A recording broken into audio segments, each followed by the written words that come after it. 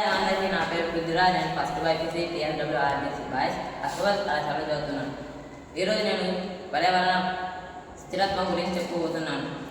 పర్యావరణ స్థిరత్వం అనగా వాయువు, నేల, నీరు కాలుష్యం ఎలా అవుతున్నదని, వాటి బారి నుంచి మనం పర్యావరణాన్ని ఎలా సంరక్షించుకోవాలని దాని గురించి చెప్పబోతున్నాం. ముందుగా వాయు కాలుష్యం.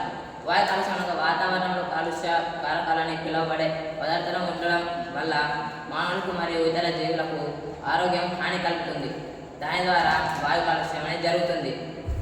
వాయు కాలుష్యానికి కారణాలు పరిశ్రమలు, మైనింగ్స్, వాహనాల నుంచి వచ్చి పొగ, అడవిని కాల్చినప్పుడు వచ్చే పొగ ద్వారా వాయు కాలుష్యం అనేది జరుగుతుంది. వాయు కాలుష్యానికి కారణం శిలా ఇంధనాన్ని కాల్చడం ద్వారా, ప్లాస్టిక్ వ్యర్థాలను కాల్చడం ద్వారా ఆ గాలిలో పొగ చేరుతుంది. ఆ పొగ మొత్తం మేము పీల్చుకున్నప్పుడు మేము అనారోగ్య పాలు పడడం అనేది జరుగుతుంది.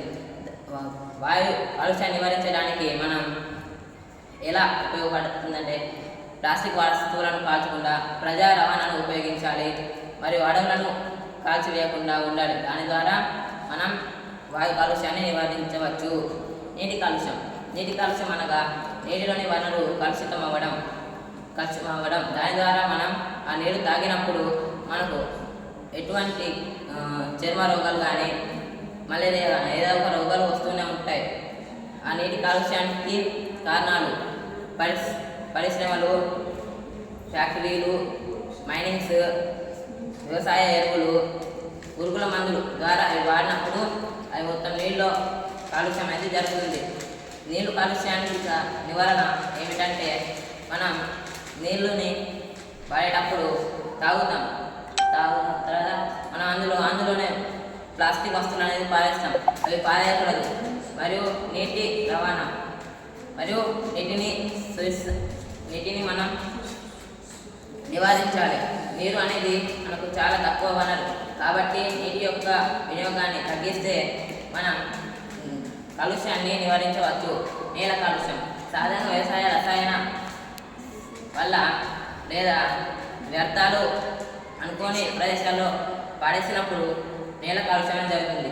నేల కాలుష్యానికి కారణాలు అటవీ నిర్మూలన, వ్యవసాయ మైనింగ్స్ మరియు వ్యవసాయ కార్యకలాపాల వల్ల భూ కాలుష్యం అనేది జరుగుతుంది. కాలుష్యానికి నివారణ భూమి రసాయనాన్ని అనేది భూమి కాలుష్యాన్ని అధిగమించడానికి మనం సులభమైన మార్గం ఏమిటంటే మరింత చెట్లను నాటాలి. ఆ చెట్లు నాటినప్పుడు మనం భూమిని కాపాడుతాం. నినాదాలు చెట్లు పచ్చని చెట్లు నాటాలి, ప్రకృతిని మంచిగా కాపాడుకోవాలి. చెట్లను నాటుదాం, కాలుష్యాన్ని నివారించుదాం. చెట్లను నాటాలి, కాలుష్యాన్ని నివారించాలి. ఇంత గొప్ప కార్యక్రమాన్ని చేపట్టిన ఎస్కాన్ వారికి ప్రత్యేక ధన్యవాదాలు ముగిస్తున్నాను.